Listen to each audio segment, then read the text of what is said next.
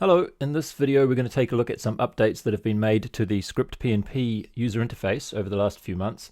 And we're just going to be sitting here at the desk looking at the software only. We're not going to be running the machine like we did yesterday. So if you're looking for some video or some cool shots of the machine zipping around doing things, this is not going to be that video, sorry.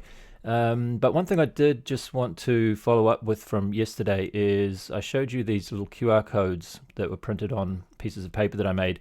And I actually made a little side project here that, as it says, will take a CSV file as input and outputs a PDF containing QR codes and comment text. So I spent a few days working on this as a prerequisite for getting that done. And all the code is up here on GitHub, and you should be able to build and run this on Linux and Mac OS. At least that's the systems that I tested it on there.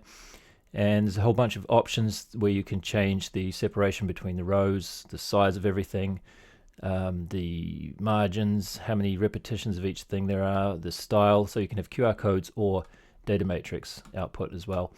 And you'll get something printed out like that. So your CSV, if you don't use any options, this is the default, is to use the first column as the value for the QR code itself, so that's the barcode.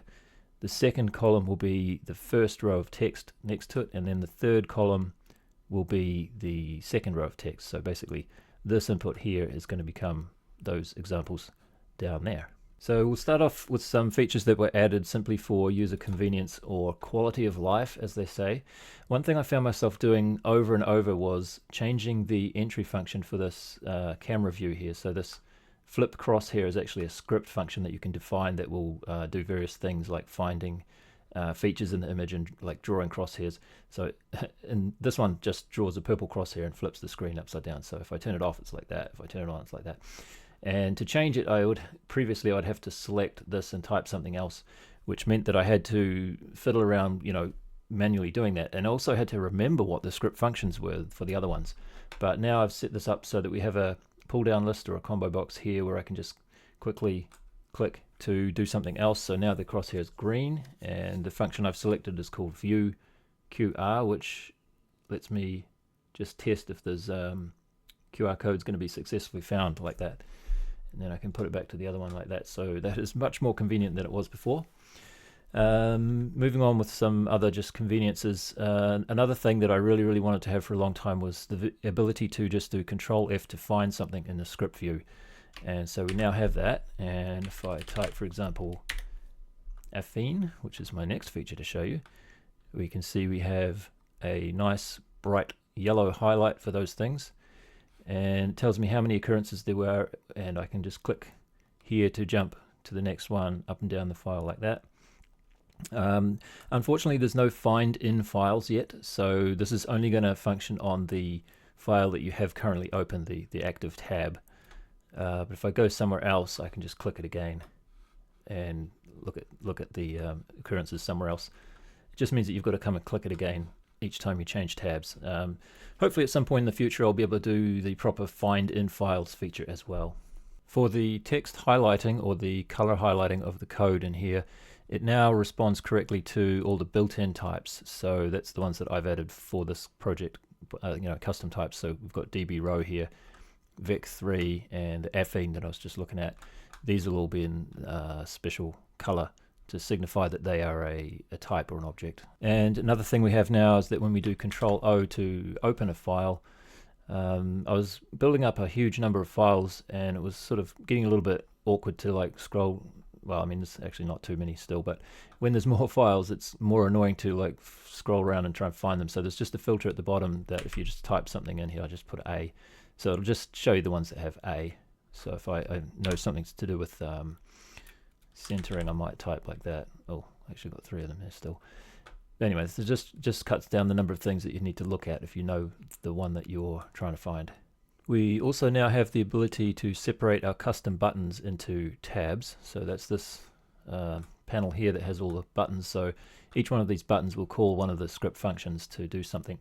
And as you can see now, we have tabs to separate them. So previously this was just a massive big long list going down and down and down. So I had this panel was sized like that, and it was just a little bit awkward. And I also had a lot of functions that I or buttons that I used for testing that I didn't really need to look at that much once I'd had them, and I tried them a little bit, but I didn't really need to look at them in the long term. So anyway, we can set them up in tabs and just hide the ones or the old ones that we don't want, and we do that under the main event hooks setup. So under this tab here, GUI buttons, you can see now we have a column called tab group. So we just type some text in here to define which tab these should all be under. And if you put a hyphen in here or minus, it will just hide that thing completely. So if I change this hyphen to a ASDF or something, you can see this tab appeared up here, and now we have tape hole 0 showing here, and I can put this one, oops, DF as well. So we got these in here as well, and get rid of them again by putting a minus. And we can also delete these now. I'm not going to delete any, but we can get rid of them. That was something that I couldn't do before. And we can also change the position of them in the list, which is kind of useful, because when this one here with the job is mainly what I need to do. So I put them in order of the tasks that I have to go through to get something done. So let's say, for example, this visit fiducials one here is this one, and I can move that up in the list like that. So now it's at the top if I wanted it to be there. I don't really want it to be there, so let's put it back down. But anyway, you can change the ordering of those. So that's for custom buttons. And then in very much the same way we have for our tweaks. Let me just open the tweaks view. So it looks like I only have one tab set up here, but you can do basically the same thing. So let's say for size, we want to size, kernel, and window need to be on a tab. Oh, looks like I typed that wrong. SDF. All right, so now we've got two tabs, and those ones are showing up under that tab. And again, we can hide them with a minus, and we can delete them and shift the position of them in that list as well. Another feature we have now, just to make things more convenient or understandable, is that when a script is running, there'll be a little play icon showing up in the top left. Actually, I didn't really prepare for this very well, but let me, let's call it ASDF. I probably already have a function called that actually, but so what we need to do here, just to demonstrate this, is we'll wait for 3 seconds like this. So if I'll put this in here as the entry function and preview it. Or do I need to run this one? I might need to run this one. Hold on a second. Yeah. In the preview mode, these waits don't do anything. So let me run it for real. And you'll see in the top left, there's oops. What am I pointing at? Look in the top left of the screen. You can see it's like a green play button flashing. And that just reminds you that there's a script running. Because when there's a script running, you can't start another one. So I had some cases where I'd have a script running and it would kind of get stuck because I made a mistake. And all of a sudden, all the buttons related to stopping and starting scripts, they didn't really do anything. And I was a little bit confused. But now that we have a button I mean, not a button, like a display that lets you know that something's happening at the moment, it's less confusing. And you can also pause. Let me just, I should have prepared this a bit better, but oops, so let's run this 10 times. So this is going to take 10 seconds now, like that. So if I run that, and then down here we can pause the script. So if I pause it, now we get a blue pause display while it's paused. So in either case, you need to inform the user what the heck is going on. And now we can resume. So it's playing again, and we can abort like that. A couple of features that were added to the script language, or the main one, is this affine object. So previously I was doing all of the affine transformation calculations in the script itself, but now it's embedded in the like C++ side. So we have an actual proper top level type in the scripting language called affine now, and you create it by giving it 3 input points and 3 output points. So these points, these things that are being passed to this constructor here, are all 2D vectors. So that's defining the transformation from one set of points to the other. And that calculates the affine transform at the point of construction like that. And then we also have a couple of other functions that were not present previously. We had functions called set memory number and get memory number, and what those allowed you to do is store a number in memory, so that between script runs it could just store a value somewhere in the memory so that you could come back and get it later. But we did not have these ones, so now we have get memory vec3, and obviously the set version of that as well. So we set memory vec3, and we can check if it exists by doing have memory get3, vec3, sorry. And also for affine now we have those as well. So here we create an object of type affine called mapping, and so now we have this function here, set memory affine, and then you give it a name, and then you set that value into memory. So this is a whole lot easier than it was before, where you had to use set memory number 6 times, because the affine mapping is essentially 6 floating point numbers that form a matrix. And so I'd have 6 lines to set that in memory, and then when I wanted to use it somewhere else, I'd have to call get memory number 6 times and then form a matrix from that, and then apply the matrix transform as well. But now what we can do is we can just do set memory affine like that, and so we're calling this one PCB affine, because in this function here we are fiducializing the PCB. And then somewhere else in the script later on we can do get memory affine, so like this, get memory affine PCB affine, and assign it to this variable. And then the affine class or object has a function called transform, and so we can just pass a point to be transformed in like this. So it's much more clear and concise, and I guess this is user experience and improvement as well. But anyway, so that's an addition to the scripting bindings. We also have a small addition to the command language or command list language, which is these low-level commands that are passed to the server as a block. So the script that we're just looking at here in this orange stuff, this is all running on the client, and these green ones are passed to the server as a block. So the server is going to be able to optimize and do things with this much quicker than having to bounce back and forwards between the server and the client. Anyway, so I have a little example here, and it just sets blending to 0, so there's not going to be any smooth curving between movements. And then we have 3 movements, so there's 1, 2, 3, and if I just preview this here, you'll see in the background, maybe I can like make this a little bit, let's see if we can zoom in on this a bit. So this is what's going to happen. And where's my preview button? Okay, so if we preview that, we'll see we're moving at the same speed for each segment, and that speed is the current movement limit of velocity 500 millimeters per second. Now what happens if you want to do this middle section at a slower speed? For example, before we do that one, we want to do set movement limits to say 50, and we'll just run that to see what happens. Oh, it needs to be V50, velocity 50, right? So let's run that, and you can see, okay, it goes slower there, but then it's still slower on the 3rd movement.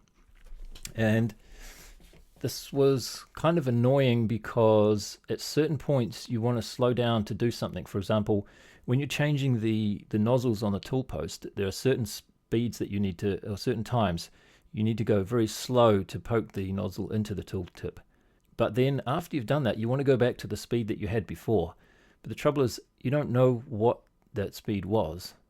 So the way I've managed to do this is by pushing and popping the speed onto a stack, so to speak. So we have something called push movement limit, and we do that before we change the speed. And then after we're done with the slow part, in this case we do pop movement limit. And we don't need to know that we were moving at 500 to begin with, because the system can just, pops that value back off the stack, and we'll get back to whatever it was before. So when we run this, we'll see it goes slow in the middle, but then it goes fast afterwards. So that lets you set the speed of movement to be whatever is appropriate for the component that you're carrying.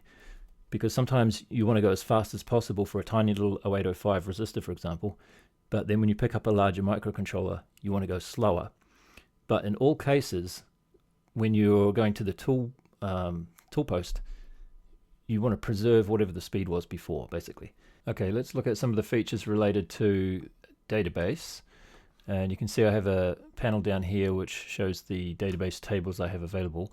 Or actually, that's not all of them, that's just a subset. So if I look at the database in DB browser, there's a whole bunch of tables we have there, but I don't really want to look at all of them all the time. So another thing I added just for user convenience, so instead of having a massive list like that, we have cut it down to just the ones that are pertinent to what we're doing right now. And so there's a new panel called table settings where we can do that. And so there's just a list of tables, and then there's something called hide in main list. So if I, for example, package part and placement, let's hide those. You can see that they just disappear from this list. So I guess that's just a quality of life thing as well. And mainly why I did this is that you're only working on one board at a time usually. So I'm working on Weenie at the moment. I don't really need to see this IO mixer stuff and MOSFET and everything as well. The next column here is called generate script binding, which we'll look at in a minute. And then we have delete, where we can delete a table. So you can completely delete a table from here, and you can also now duplicate tables. So that's in this other panel. So we can make a new table based on, for example, what have we got here? Feeder. So the feeder table looks like that. And we can my new table duplicate. So now we have a new table here, and it's exactly the same. Well, it's the first time I've used it, so the window size will be the default size. But anyway, you can see it's all the same stuff that we had in the feeder table. And now I'm going to delete that because I actually don't want it. But we can come over here. Oh, I wonder what's going to happen to this window when I delete that. Let me just check. What's it called? My new table. So let's delete this. Delete. So this window stays here, but yeah. Anyway, that should probably be fixed. That window, that's probably alright to stay. Anyway, so you can duplicate and delete tables like that. You can also now add and delete table rows. So let me go into, what have we got here? Part. Let's go into this table. So previously, in order to get a new row in here, like if I wanted to add one by hand, I'd have to write a little bit of script to create an insert statement, or I could go over to this thing and do it here with you know, some SQL in this. But now we can just click new row, and a new row will appear with the defaults in there, and I can select. I'll show you how this works in a minute, but basically we can add a new row and put your values in here like this, like so on. And we can also now delete rows. So if I mouse over here and right click, I can delete that row that I just added like that. Now for the next part, I think I need to set up some tables that are a little bit simpler than what I have here. So let me make a little bunch of tables just for demonstration purposes.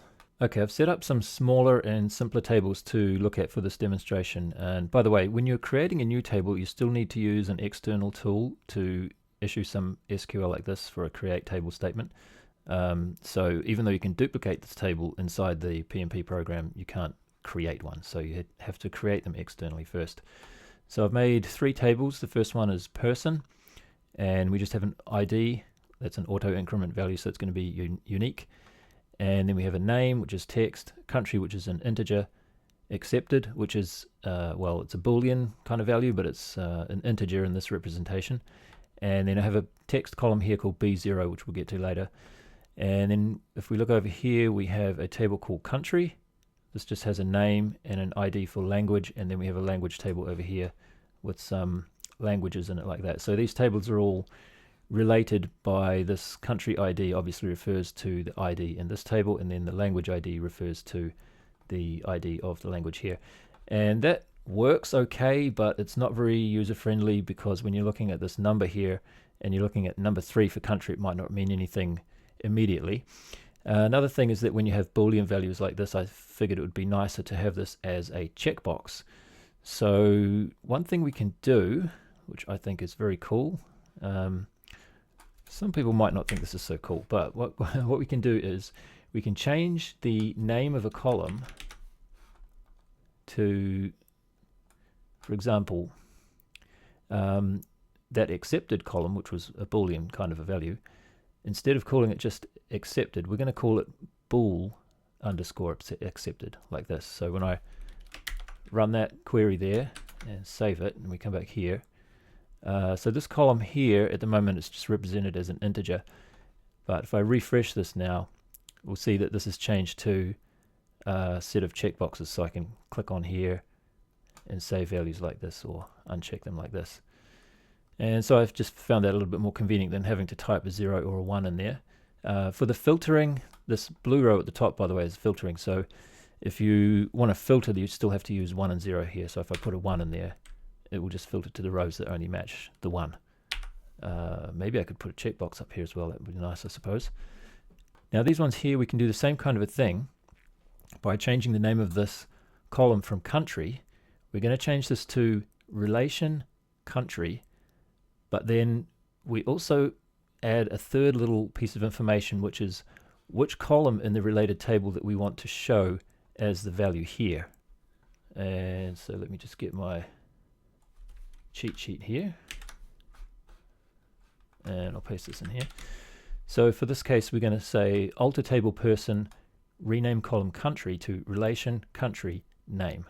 So if I issue that or execute that, save it, and if you come back over here and refresh, we'll see that these are now represented as the text value of the name column in the relation table, related table.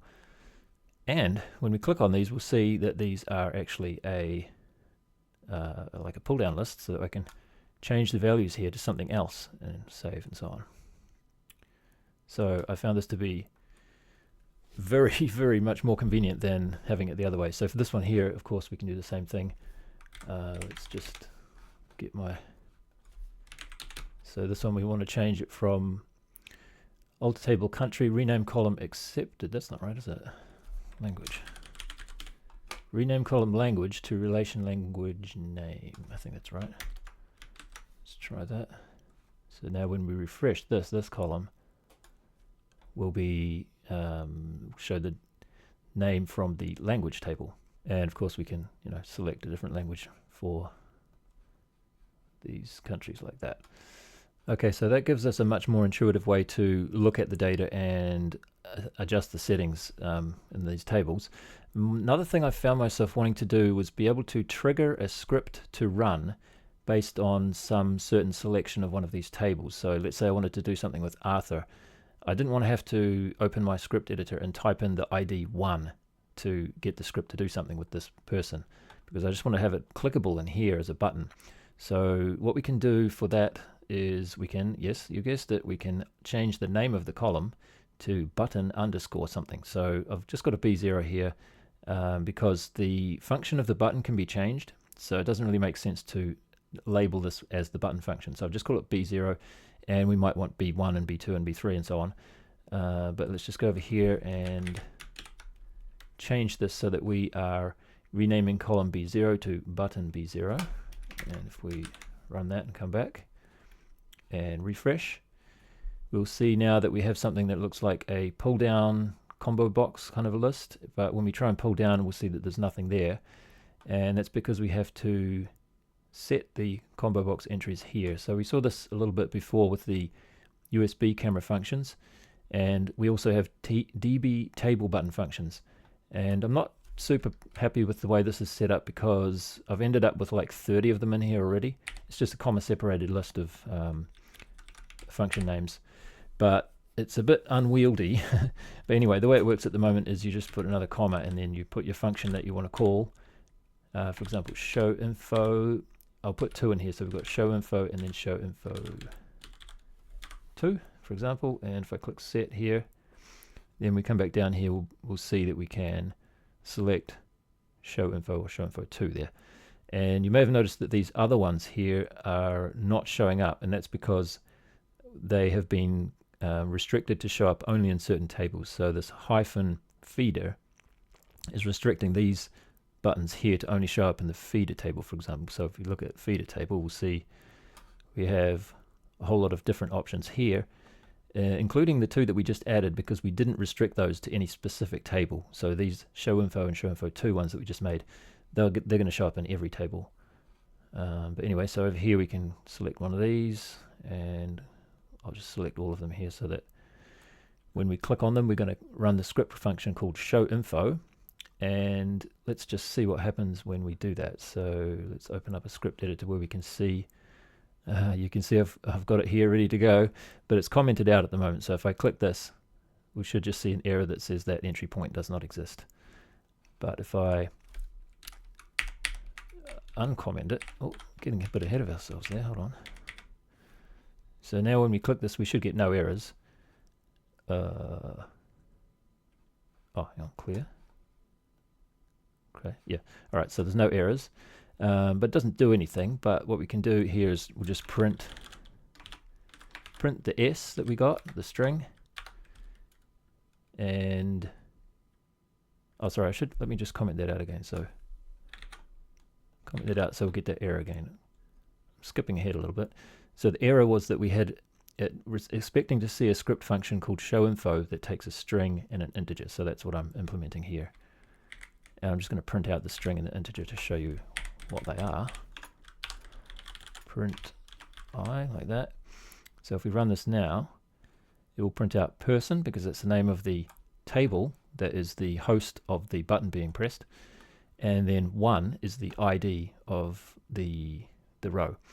So this system requires that each table that wants to play a part in this this system has an auto increment column called ID, and so that is required for this, like, referencing of the relation tables and everything, and also for the next part where we're going to talk about script bindings. So let me get rid of this, and this is where the really cool stuff goes on, because I found that even at this point, it was a little bit awkward to deal with the data still, because what you'd have to do is, the old way was you'd say something like db result res equals db query, and then you'd say something like select star from, what is this, person, where ID equals I, like that. And then you'd get a bunch of rows, or probably just one row from that query. But then you'd have to look at that row and pull out all the column values and then figure out something to do with that. And then if you wanted to save that, change the data somehow and save it, then you'd have to issue another query, an update query. And it was just a bit unwieldy. It worked, but I got really tired of having to do that all over again. And I implemented some classes in script to make it a little bit easier. But then the problem was that every time I added one of these tables again, I'd have to make another script class to handle all the queries for each of these tables. So what I ended up doing was making it so that those script classes are generated automatically just by looking at the tables. So nice thing about SQLite is that you can introspect, or whatever they say, to look at the table column types and everything and figure out what they contain. And the way I've implemented this in ScriptPNP is under this table settings panel that we saw a little bit earlier. There is the generate script binding checkbox there. All you have to do here is just click on which ones you want to play part in this. Oh, looks, I've already had it checked. You can see I did a take before and then I deleted it because it didn't work out very well. But anyway, so you click on the tables here that you want to be part of the script binding. So you've got person, language, and country. Just check those boxes there. And then what that lets us do is that little bit of code that I had before, which is not going to work. So we now have a built-in script class called person, db person, and it's going to be the name of the table with uppercase at the beginning, preceded by db. So uppercase db and then uppercase of the first letter of the table name.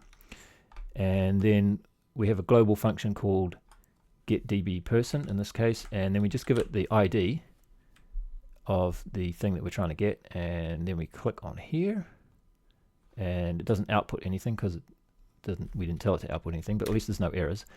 But then what we can do is print that person. So if I click on here, we got all these nice values here automatically extracted from the database for us. So we've got the first one, valid equals true. That's not actually part of our table. See, we didn't have a column called valid. It's just letting us know that this object that we're about to look at for the rest of it was actually discovered. It was in the database and we found a valid thing to look at. And then the other values here are the column values from the table. The last one you'll notice though, it says country is an object. And that's because we can actually refer to these other objects or these other relations down the line as script objects as well. Because remember we generated the script bindings for the country table and the language table as well. We do also have the original relation country name as an integer, but let me just clear that and show you that we can print P country as well. So country for Arthur is Australia, right? So if we click this, we should see that we have Australia, and we could go a bit further and say print the language for Arthur like this as well. So I think this is very, very nice and convenient way to just step through all this data, and you don't have to fiddle around making these script classes and doing all that stuff. You can also you can print a longer form of the string too. So if we print string and then add true here, so we're back to printing the person again. That's the top of the structure. But if we say true for the long form and run this here, we'll see we get a little bit more of a let's move this up here, a little bit more of a output here. So we've got the person, and then there's the country, and then there's the language. They're separated by, or they're tabbed in a little bit. You can also say that instead of tabs, maybe you want to have hyphens like that or something, and you can run this like that, and you'll get hyphens instead, for example. And you can also say that instead of just this one with a specific ID, if you change this to the plural version, just put an S on the end, and you change the return type to an array, and you change the parameter from an integer to a string, you can say, for example, where is it? Accepted equals 1. So you can just issue the last part of the query as SQL to be a little bit more specific about what you're trying to get. So if we clear this, and then I'm going to click these buttons still to trigger this to run, even though we're not actually using any of the parameters that we're going to be given there. But I'll just trigger it this way anyway. No matching signatures to print DB. Oh, okay, that's of course. So let's just see how many we've got first. We should get 2 from that one. So 0. No such column accepted. Oh yeah, because the name of the column is not accepted. It's bool accepted, isn't it? Alright, so let's try this again. Alright, so now we've got 2. So now we should be able to print out, well, you could put this in a loop, but just for now, we'll just print out P0 and P1. Let's clear that. Run. Alright, so now we've got the 2 persons, Bob and Charlie, who are the ones that were checked for accepted. So this is just a nice way to get a little bit more specific if you want to. And because it's just adding SQL, you can also do other SQL stuff like order by. Let's order by name descending. That should put Charlie first, right? So if we run this now, yeah, now we've got Charlie and then Bob below that. And finally, this wouldn't really be complete if you couldn't save the data. So let's go back to the one that we had before, person, and we'll just pass in the ID that we were given. As a single object will come back, and then we'll say, we'll just print name. So we'll just get back to this. So just click on that, see if it works. Okay, so we've got Arthur, but now we can save as well, right? So p name equals, so let's do p name, whoops, name plus, actually no, we'll make it, let's do this, let's make him King Arthur, right? King plus name, and then here's the magic here, whoops, save. My hands are cold, can't type properly. So this save here will save back to the database. So if we clear this, let's print, also we'll print the same thing, but after we've saved, or after we've, let's do the save right at the end. Doesn't really matter. Anyway, so we should print out what it was when we first got it, and then what we're going to save it to. So if we click on here now, so it's Arthur, now it's King Arthur, and you'll see up in here in the table it's changed to King Arthur. If I click on here, we should get King Bob, King Charlie, and King Dave, like that. So this made things 1,000 times easier than having to write your own script classes for every table, and I think it's pretty neat. It was quite a bit of work to get that to work, and I'm surprised at how quick it runs, because what's happening when you click one of these buttons is every single file here that we're looking at with all these scripts, and some of them have a lot of lines of script, so there's like 250 or so lines of script just in that file, and there's a whole bunch of other ones. So this is what we're looking at yesterday with registering the tool posts and stuff. All of these script files are being pulled in and compiled, and then on top of that, for every table that's checked in this generate script binding, that's why I made this check here, by the way, because there's a lot of work to automatically generate the script bindings for each of these tables. So we don't want to do it for all of the tables. But anyway, there's a massive amount of code for each one of these ones that's checked that also needs to be compiled, and then that is run. But that all happens pretty quickly when you click this button. So now we're going to get King Arthur, right? If I click this again, boop, King Arthur, and that all happens very, very quickly. So I was worried that it might slow things down. Does not seem to be a problem, so that's great. Anyway, that brings us to the end of the video. That's pretty much all the changes I had to show you at the moment. I do want to make another video pretty soon to show the machine actually building a weenie board. But before I do that, I want to make a blow-off system. So that's going to introduce a little bit of positive pressure behind the nozzle to push the part off the nozzle just as the nozzle lifts up. And I have a cunning plan for that one that will work pretty nicely. Not like my cunning plan with the feeder that did not work. But anyway, that's going to have to be maybe sometime this week. Until then, thanks for watching. Bye-bye.